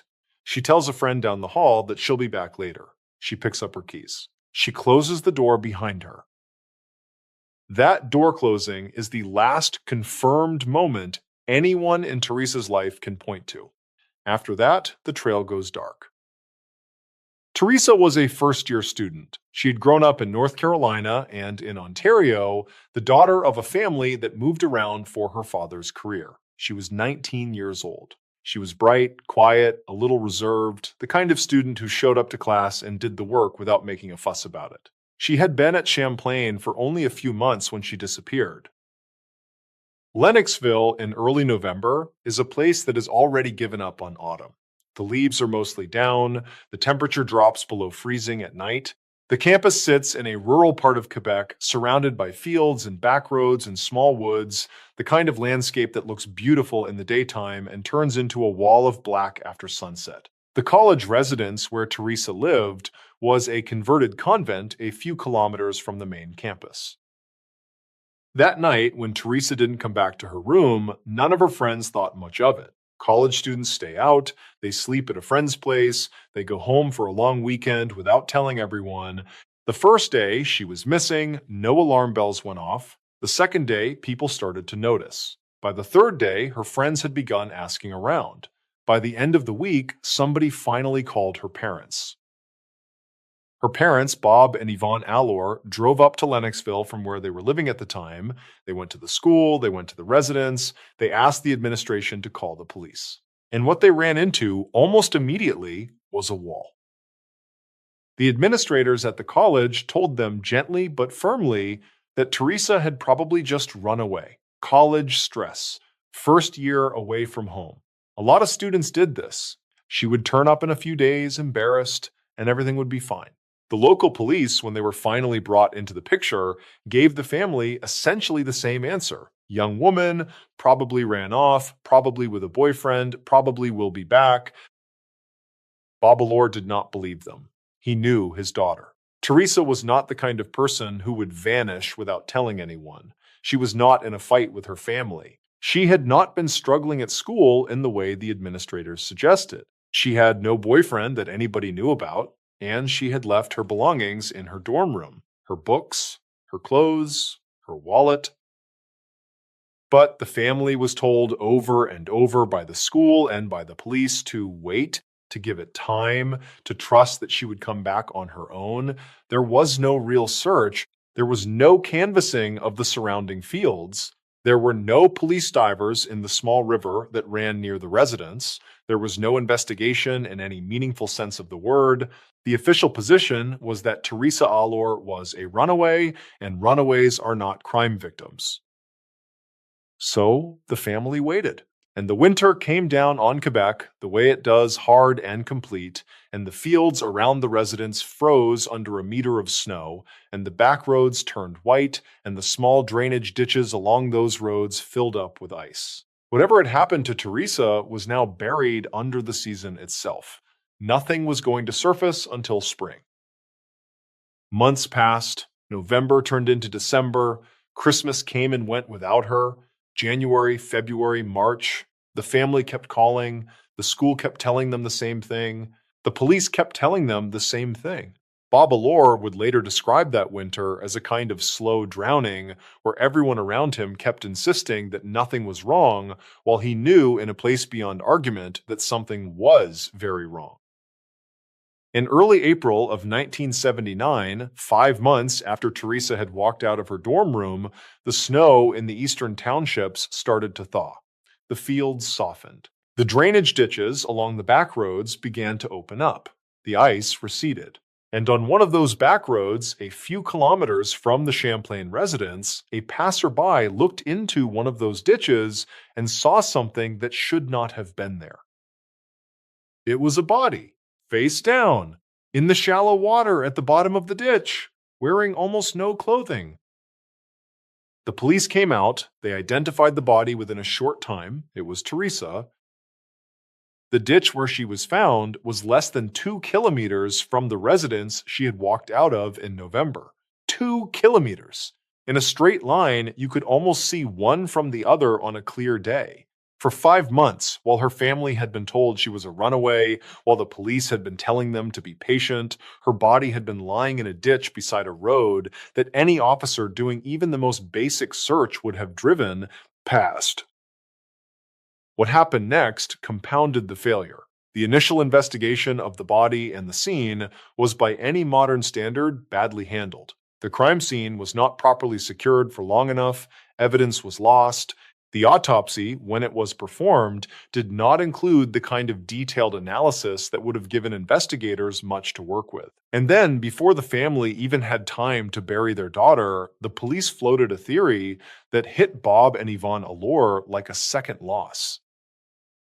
The theory was that Teresa had died of a drug overdose, that she had been at some kind of party, that she had wandered out, gotten lost, and died in the ditch from exposure after taking something, that her partial state of dress was consistent with the kind of disorientation that drugs could cause.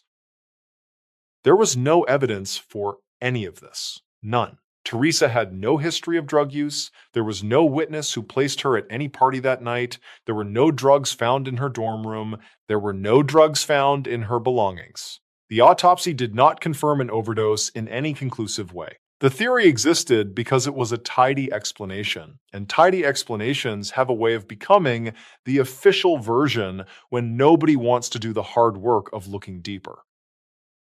Bob and Yvonne buried their daughter. The case was officially listed as a death of undetermined cause, not a homicide, not even a suspicious death in the way the police chose to describe it.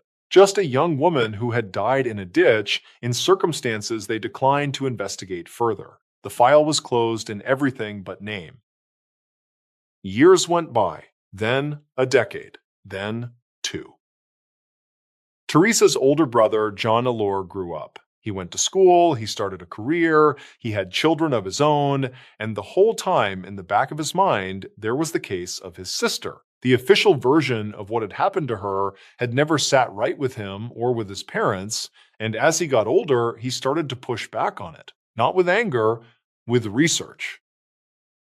In the early 2000s, more than 20 years after Teresa's death, John Allure started doing what the police should have done in 1978. He pulled records. He talked to former students from Champlain. He talked to former staff. He talked to journalists in Quebec. He started building piece by piece his own picture of what had been happening in the eastern townships in the late 1970s. What he found shook the family all over again. Teresa, it turned out, was not the only young woman in that region who had died or disappeared under strange circumstances in the late 1970s. There were others, several others. Young women, roughly the same age range, found in similar conditions, in similar landscapes, often in ditches or wooded areas, often dismissed at the time as runaways or overdoses or accidents. Cases that, when you laid them out side by side, started to look uncomfortably like a pattern. The geography lined up, the timing lined up, the victim profile lined up, and the response from local authorities had been roughly the same in every case. A quick conclusion, a soft dismissal, a closed file. What John Allure came to believe, and what investigators who eventually took the cases seriously came to believe with him, is that the late 1970s in the eastern townships of Quebec had been the hunting ground of one or more predatory killers operating in a region where the police were not looking and where each death was treated as an isolated incident rather than as part of anything larger. Teresa's case had not been a single failure. It had been part of a system of failures repeated case after case. The Sûreté du Québec eventually reopened the file. Teresa Allure's death was reclassified. It was no longer treated as undetermined. It was treated finally as what her family had said it was from the very first week, a homicide. Decades after she had been buried, the official designation matched the truth. But by then, the trail was nearly 50 years cold. The crime scene was long gone, the witnesses were elderly or dead, the physical evidence that might have led to a suspect had been lost in the original mishandling. The killer, whoever he was, had had decades to disappear, to move, to die quietly in some other province under some other name. John Allure co-hosted a podcast about his sister's case and the other cases connected to it. He wrote about them. He kept the pressure on. He turned a family's grief into a long, slow, public investigation that has even now not produced an arrest. But it has produced something else. It has produced a record. It has produced a refusal to let the cases be quietly forgotten the way they almost were. Teresa Allure's case today is officially classified as an unsolved homicide. The Sûreté du Québec has it on its cold case registry. The Allure family, what's left of them after the decades, still pushes for the case to be looked at every few years by a new generation of investigators. What likely happened in the broad strokes that investigators have been able to reconstruct is this. Teresa left her dormitory on the evening of November 3rd, 1978. She did not get far. Somewhere in the short distance between the residence and wherever she had been planning to go, someone intercepted her. Whether she got into a vehicle, whether she was pulled into one, whether she was attacked on the road itself, no one will ever know for sure. Within hours, she was dead. Her body was placed in a drainage ditch 2 kilometers from where she had started. And then winter came down on Quebec and the snow covered everything. And for 5 months, while her family was told to wait, she was right there the entire time within a short drive of the police station that was telling them not to worry.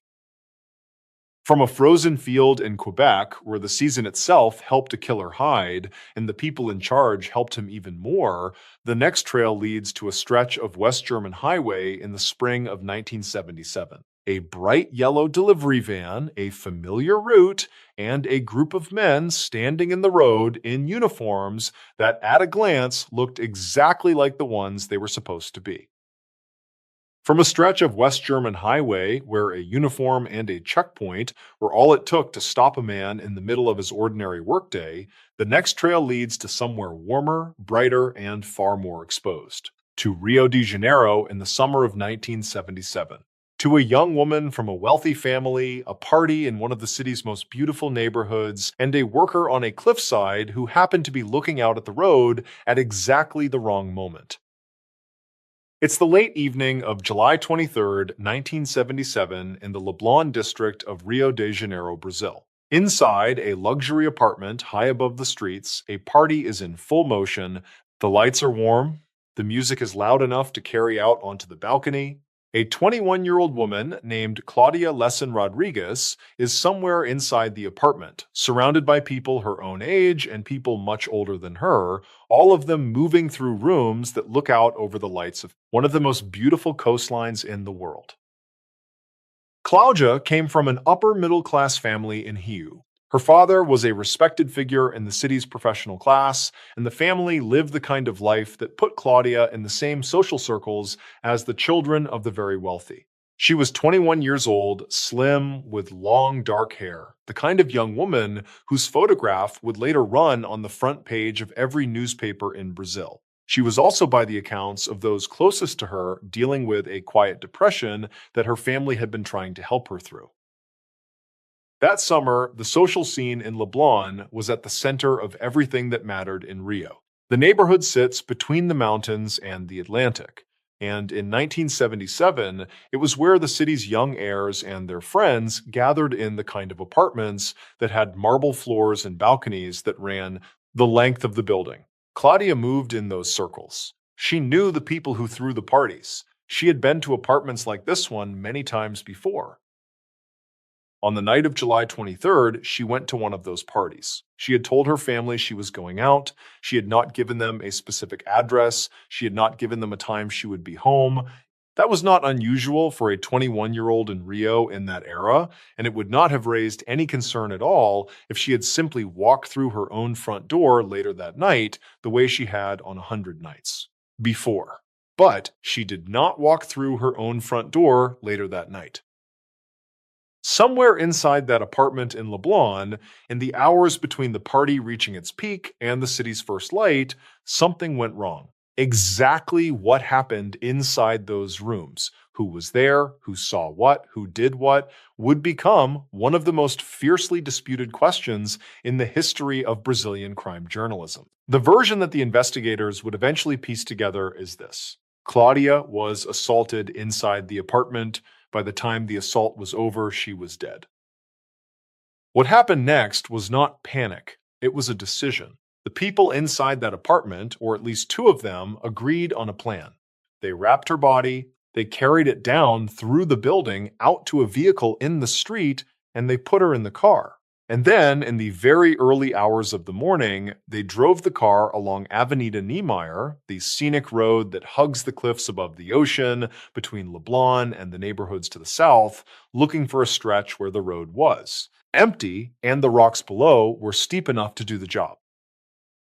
About halfway along that road, on the cliffside above the water, there was a small wooden structure, the kind of shack where a laborer might sleep at night while working on a stretch of nearby property. Inside the shack, in the very early hours of July 25th, a worker was awake. He could not say later exactly why he had been awake. He had heard a car, he had looked out toward the road, and what he saw through the small window of his shack was enough to make him sit up. A luxury car had stopped on the road above. Two men had gotten out. They had walked around to the back of the vehicle, they had opened it, and then between them, they had carried something heavy, wrapped in something that looked like a cloth or a sheet, to the edge of the road. The worker watched as the two men lifted the bundle, swung it once, and threw it over the side of the cliff into the rocks below. Then they got back into the car and drove off. The worker stayed where he was for a long moment. He did not understand exactly what he had just seen, but he understood that it was bad. He had also, in the seconds before the car drove away, been close enough to read the license plate. He memorized the number. He did not go to the police directly. What he did instead, the next morning, was call a Rio radio station that was known for receiving anonymous tips from listeners. He gave them the license plate. He told them what he had seen. That phone call would turn out to be one of the most important moments in Brazilian crime journalism in the entire decade. Within a day, Claudia's body was found. A passerby on the rocks below Avenida Niemeyer spotted something that did not belong, and the police were called in. When they reached the body, they found a young woman with no clothing on, wedged into the coastal rocks where the surf was breaking against the cliff. The investigation was opened immediately. Within hours, detectives in Rio had been given the license plate number from the radio station tip, and they ran it. The plate belonged to a vehicle registered to one of the most recognizable names in Brazilian high society. The owner of the car was a young man named Michel Frank. Michel Frank was the heir to the Swiss-Brazilian fortune behind the Mondaine Watch Company, a name that meant money, influence, and a level of social access in Rio that ordinary investigations did not usually touch. Michel Frank was 25 years old, and on the night of the party, he had been one of the people inside the apartment in Leblon. The second man the investigators would soon determine was a well-known figure in Rio's celebrity scene, a hairstylist named Georges Cour, who moved between the apartments and the salons of the city's most photographed families. Cour and Frank had been seen at the party together. The license plate belonged to a vehicle they had been using that night. The pieces of the case in those first few days came together fast. And then the case ran straight into the wall that in Brazil in 1977 was always going to be there: wealth, connection. The kind of family relationships that in a country where the courts moved slowly and the press could be pressured made certain people much harder to prosecute than others. The investigation continued, but it began to bend. Michel Frank, while the case was still in its early stages, left the country. He flew to Switzerland, the country his family was connected to, where the question of whether he could be extradited back to Brazil to face charges became a long and slow legal battle that would never reach a clean resolution. He stayed in Switzerland. He lived his life. He was, for all practical purposes, beyond the reach of the Brazilian courts for as long as he was willing to stay where he was. Georges Cour, the second man, did not flee. He stayed in Rio and he faced the legal system, and over the years of the proceedings that followed, the case against him kept shifting. The prosecution that initially built around the murder itself was narrowed and narrowed until what was left was a much smaller charge. Kaur was eventually convicted, but not of killing Claudia. He was convicted of concealing her body. He served a sentence for that, and that was the only conviction the case ever produced. In Brazilian journalism, the case became something larger than itself. The reporting on the Caso Claudia, particularly the long investigative work done by the magazine Veja, won a major journalism prize and became one of the defining pieces of reporting of the late 1970s in Brazil. The reporters laid out, with the names and the documents and the photographs, the way the case had been bent by the people involved. They named the families, they named the lawyers, they named the moves. The general public in Rio and across Brazil understood very quickly what had happened. A young woman had been killed in a luxury apartment by people who had been able to use their money and their connections to walk away from it. One had fled the country. The other had served time for moving the body, but not for the death itself. The case became a kind of shorthand in Brazilian conversation for what happened when the law met the wealthy and what came out the other side. And then, 12 years after Claudia's death, something happened that closed the case in a way no court ever would have. In 1989, Michel Frank, still living his life in Switzerland, was shot and killed. The circumstances of his death were murky and contested. There were reports that it had happened in a private setting.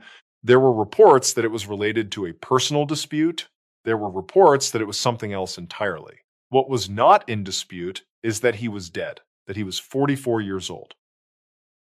And that whatever questions remained about what had happened in that apartment in Leblon on the night of July 23, 1977, he was no longer alive to answer them. What investigators believe happened in that apartment, based on the witnesses, the physical evidence, and the reporting that followed, is roughly this. Claudia attended the party. At some point during the night, she was alone in a room with one or both of the men. She was assaulted. The assault turned fatal. The two men, faced with the body of a young woman from a well-known family inside an apartment that they could be traced to, made the decision to dispose of her rather than to call for help. They wrapped her. They carried her down to the car. They drove her along Avenida Niemeyer. And they threw her off the cliff. What they had not counted on was that on a stretch of road they had assumed was empty in the very early hours of the morning, a man in a wooden shack was awake, was looking, and was within reading distance of their license plate. The case of Claudia Lesson Rodriguez today is officially listed as partially resolved, with one conviction for concealment of a corpse and no conviction for the homicide itself. The apartment in Leblon is still standing. Avenida Niemeyer still runs along the cliffs. The stretch of rocks where her body was found is still there, the surf still breaking against them. Her family buried her in 1977, and the case has, in every legal sense that matters, been over for decades, with the truth of what happened that night sitting just outside the reach of the courts that should have caught it. From a cliffside in Rio, where a witness in a wooden shack helped surface a truth that the courts could not finish the next trail, leads to a quiet terrace house in Melbourne on a hot January morning in the same year. To two young women, a 16-month-old child, a slightly open front door, and a silence that would last for almost 50 years before forensic science finally caught up with the man who had walked out of that house. It's the early afternoon of January 13th, 1977, on a quiet residential street in the suburb of Collingwood in Melbourne, Australia. A neighbor is walking past a row of narrow Victorian terrace houses when she notices something small and out of place. A dog on the front porch of one of the houses, whining softly at the door. The door itself is not fully closed. It is sitting slightly open, just a thin gap, the kind of gap you don't leave on a hot Melbourne afternoon. The street was Easy Street. The house was a rental terrace, one of those tall, narrow buildings that run straight back from the footpath joined to the houses on either side. Two young women lived in that terrace together, sharing the rooms and the rent and the small backyard. Their names were Suzanne Armstrong, who was 27, and Susan Bartlett, who was 28. They were close friends, the kind of friends who had decided to make a household together. Suzanne Armstrong had a 16-month-old son named Gregory. He lived in the house with her. He had a cot in one of the rooms upstairs, and his routines, his bottles, his small clothes were part of the everyday rhythm of the household. Suzanne was a young mother working out the early years of raising a child, and Susan was the steady friend who lived alongside her through it. The two women had built a life inside that terrace that was unremarkable in the best possible way. Collingwood in 1977 was not a wealthy suburb. It was working class, close to the city center, the kind of neighborhood where the terrace houses had been built 100 years earlier and were now rented by young people trying to make their way. The street was busy during the day with people walking to the tram stop and going to work, and quiet at night, the way a residential street in inner Melbourne always settled down once the sun went over the rooftops. On the afternoon of Sunday, the 9th of January, 4 days before the neighbor noticed the dogs Suzanne and Susan had both been seen alive by people who knew them. They had been at home. They had been doing the ordinary things you do on a Sunday in summer in Melbourne. By the next morning, neither of them was answering their phone, and neither of them was responding to the calls of friends who were trying to reach them. But none of those friends thought at the time to walk over to the house and knock on the door. Across the next 3 days, the household on Easy Street went silent. The phone rang and rang. Letters arrived and were not collected from the box. The lights in the front rooms, which were usually visible from the street at night, did not come on. People who passed the house did not notice anything specifically wrong because nothing was specifically wrong on the outside. The terrace looked the way it always looked. The curtains were drawn. The dog was inside. What no one on the street knew across those 3 days was that inside the upstairs rooms, Gregory was alive in his cot, 16 months old, alone in the house. His mother was in the next room. His mother's best friend was in another. Both of them had been dead since Sunday night. Gregory could not climb out of the cot. He could not reach a phone. He could not open the front door. All he could do was cry and then stop crying and then start again, and then go quiet for long stretches when his small body simply ran out of strength. He was in the house with the dog. The dog had been moving between the rooms during those 3 days, and at some point during those 3 days, the dog had nudged its way out through the front door, which had not been fully closed by whoever had left the house last. The dog kept coming back to the porch. The dog kept whining at the door, and on that Thursday afternoon, the neighbor walking past finally stopped to look at what the dog was trying to tell her. She walked up onto the porch, she pushed the door open, she called out into the house. There was no answer. She stepped into the hallway, and within a few seconds of being inside, she understood that something was very wrong. She did not go upstairs. She did not need to. She turned around, walked back out the front door, and went to find a phone. The police arrived at Easy Street within the hour. What they found inside the terrace was a crime scene that, even by the standards of the Melbourne Homicide Squad in the 1970s, was extreme. Suzanne Armstrong was upstairs. She had been stabbed. The wounds were extensive. Susan Bartlett was also upstairs in another part of the house, and she had been stabbed as well, just as savagely. Both women had been dead since Sunday night, the medical examiner would later determine. And in the cot in the upstairs room near his mother, Gregory was still alive. He was severely dehydrated. He had been in the same clothes for days. He had not been fed since Sunday. He was so weak by the time the police lifted him out of the cot that he could barely move. He was rushed to a hospital in Melbourne. The doctors who treated him said later that he had been very close to the edge. A few more hours, a longer wait by the neighbor, a different turn of events with the dog, and the case at Easy Street would have had 3 victims instead of 2. Gregory survived. The dog survived. The 2 women did not. The investigation that opened in those first days was one of the largest in Victorian police history. The terrace was sealed, forensic teams worked through every room, detectives canvassed Collingwood door by door. They interviewed everyone who had known Suzanne or Susan, everyone who had visited the house, everyone who had any reason to have been on that street on the night of January 9th. They built a list of persons of interest that ran into the hundreds and then into the thousands as the years went on. The medical examiner determined that both women had been attacked late on Sunday night. There was no sign that the front door had been forced. Either the killer had been let in or the door had been unlocked, which on a hot summer night in 1977 in inner Melbourne was not unusual. Whoever had come into that house had attacked both women within a relatively short window of time, had done what they came to do, and had walked out the front door without bothering to close it properly behind them. The case was, in those first weeks, the biggest story in Melbourne. The image of the two young women inside the terrace with the small child crying in the cot for 3 days became the kind of detail that does not leave a city's memory. Parents looked at their own front doors differently. Young women living together in share houses started locking up at night. The fear that came out of Easy Street rippled across inner Melbourne for years. But the investigation, despite the scale of it, did not produce an arrest.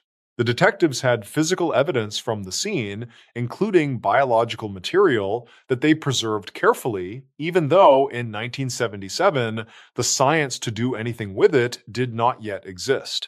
They had statements from neighbors, statements from friends, statements from people who had been in the area that weekend. They had a list of names. What they did not have was a match between any of those names and the evidence on the bodies. The years went by, then the decades. The case stayed open. It was never officially closed, never moved into a category that would have allowed it to be quietly shelved. Detectives in Victoria worked the file across multiple generations of the homicide squad. Whenever a new technique in forensic science came along, the Easy Street evidence was brought back out and tested against it. Across the 1980s, then the 90s, then the 2000s, the science kept improving. The match did not come. Gregory, the boy in the cot, grew up. He was raised by Suzanne's family. He carried the case with him for his entire life in the way that survivors of these things have to. He was 16 months old when his mother was killed in the next room, which meant that he had no real memory of her, only the photographs and the stories. The case of his mother was the central fact of his existence, and for decades it was a case that had no ending. Then, in the late 2010s and into the early 2020s, a technique called forensic genetic genealogy started to change what was possible in cases like Easy Street. The technique works by taking DNA evidence from a crime scene and comparing it not to a single criminal database, but to the much larger genetic databases that ordinary people use when they send their saliva to ancestry companies. The match doesn't have to be the killer. The match can be a cousin, a second cousin, someone 3 branches up the family tree. From there, investigators can build the tree downward and find the person they are actually looking for. The Victoria Police Homicide Squad started running the Easy Street DNA through these databases. They built a family tree. Slowly, across years of work, the tree pointed toward a single living person. A man in his 60s, originally Australian, living overseas. With no significant criminal record in the decades since 1977, just the quiet life of an ordinary older man somewhere in Europe. In late 2024, almost 48 years after the murders, the Victoria Police, working with international authorities, moved on him. The arrest happened at an airport in Rome. The man, 65 years old at the time of the arrest, was intercepted by Italian authorities and taken into custody. The charge was the murder of Suzanne Armstrong and Susan Bartlett in Collingwood, Melbourne on the 9th of January, 1977. For Gregory, who was by then a man in his late 40s, the arrest was the moment that the central fact of his life finally moved. The case that had defined every year since he had been lifted out of that cot. The case that his grandparents had carried, that his extended family had carried, that an entire city had carried, had a name attached to it. The legal proceedings would take their own time after that. Extradition, charges, trial. But the long silence was over. What investigators believe happened in the terrace on Easy Street, based on the evidence and the reconstruction, is this. Sometime late on Sunday night, the 9th of January, the killer came to the front door of the house. Whether he knocked, whether he was let in, whether the door was simply unlocked, no one can say with full certainty. What is certain is that within a short time of him being inside that house, both Suzanne and Susan were attacked and both were dead. He walked back out into the warm Melbourne night and pulled the door behind him, but not all the way. Gregory was in his cot the entire time. The dog was in the house the entire time. And for 3 days and 3 nights, in a quiet inner-city suburb, in a terrace that looked from the outside exactly like every other terrace on the street, that child and that dog were the only two living things inside, while their world went silent around them. 6 stories tonight from 6 different parts of the world across 5 different decades.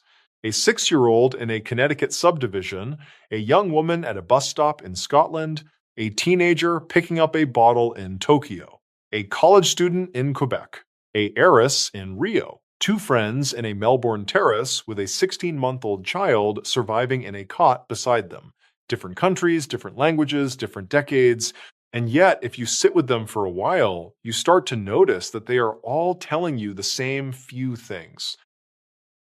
The first thing they tell you is that almost every one of these stories started inside an ordinary day.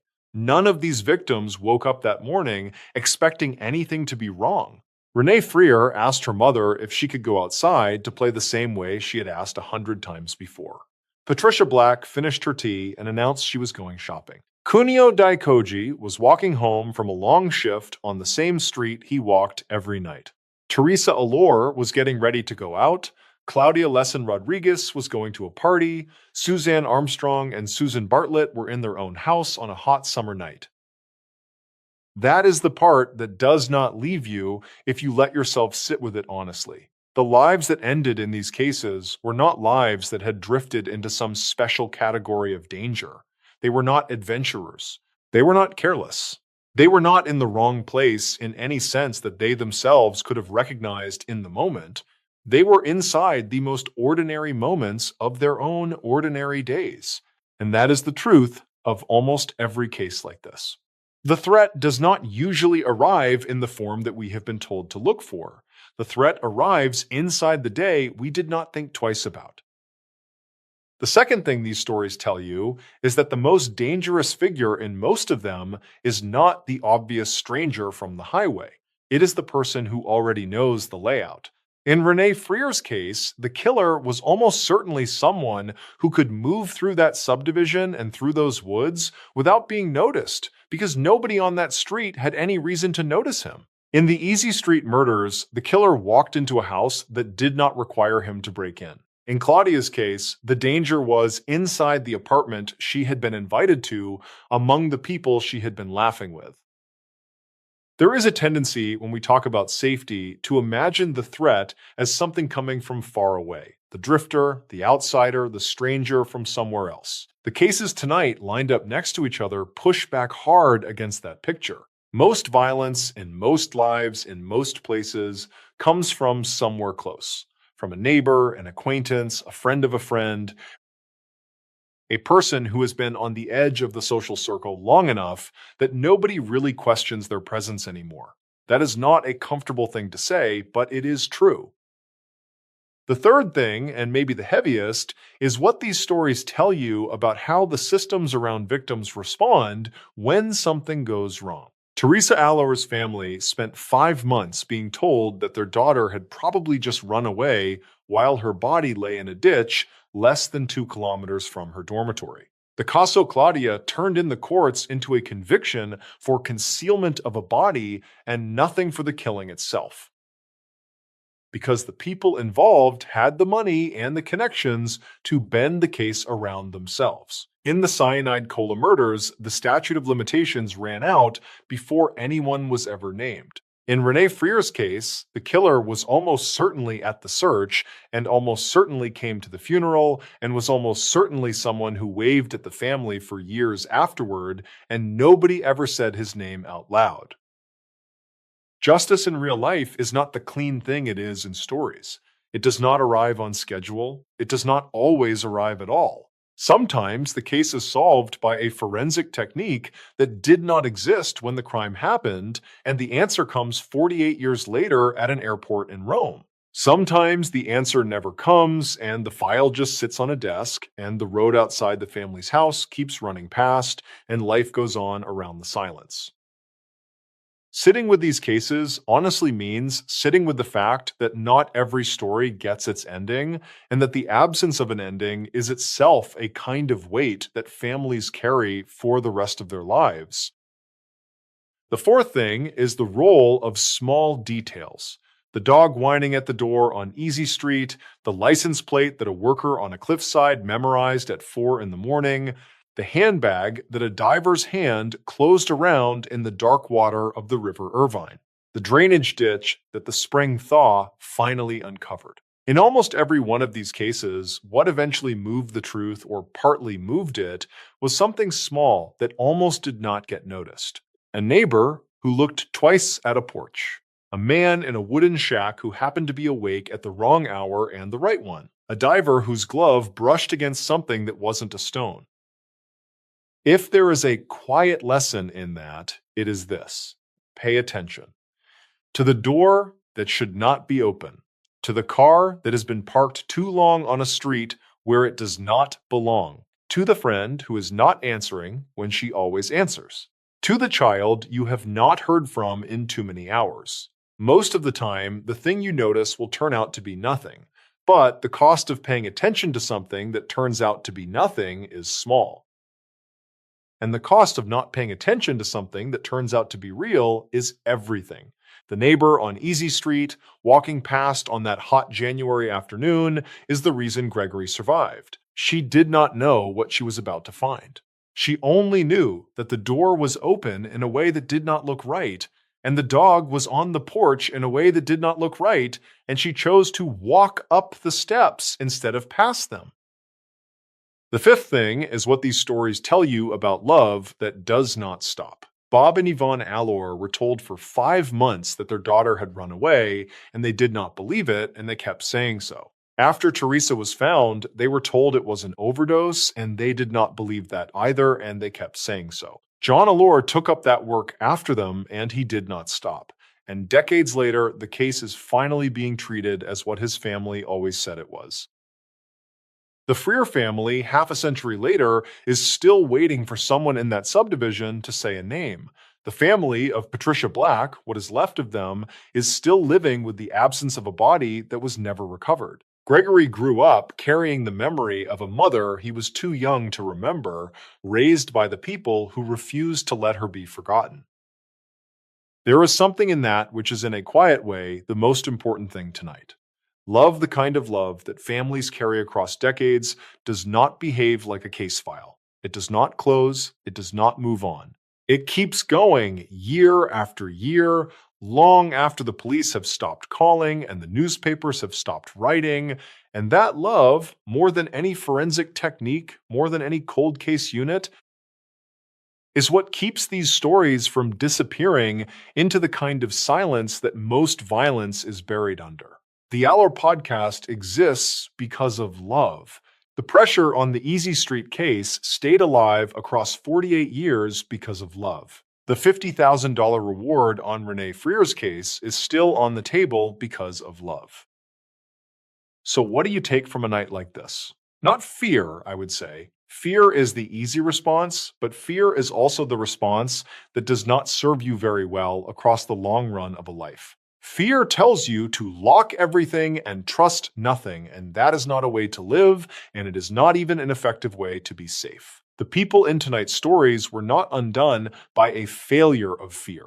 They were undone by other people's choices, and by systems that failed them, and by bad timing, and by the kind of moments that in most lives on most days simply do not happen. What you take, I think, is something quieter. You take a respect for the ordinary day. You take an awareness that the people you love are inside their ordinary days too, and that those days are precious in a way that is easy to forget when nothing is going wrong. You take a willingness to pay attention to the small thing that looks slightly off. You take a refusal to be the kind of person who would walk past a porch where a dog is whining at a door that should be closed. And you take maybe a small piece of what the families in these cases have carried for so long, the understanding that the dead are not just case numbers and the missing are not just files, and the silence around an unsolved case is not just an inconvenience to the investigators, it is somebody's daughter, somebody's mother, somebody's friend who was supposed to be home for supper, somebody's son who survived in a cot for 3 days and then grew up into a man who every January knows exactly what day it is. Thank you for spending the evening with these stories. Take care of the people inside your ordinary days. They are the whole point.